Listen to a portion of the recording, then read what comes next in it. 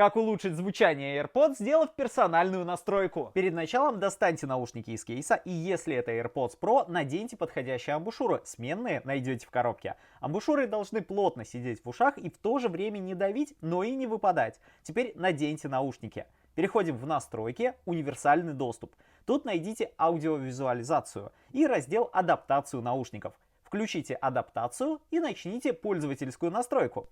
Вы услышите несколько звуков, которые позволят настроить оптимальное звучание именно для ваших ушей. Потом вы вернетесь в пункт адаптация наушников. Тут можно без тестов отрегулировать звучание, прослушав одну композицию и выбрав ее лучший вариант на ваш вкус. И настроить режим прозрачности, чтобы усилить или заглушить окружающие вас звуки.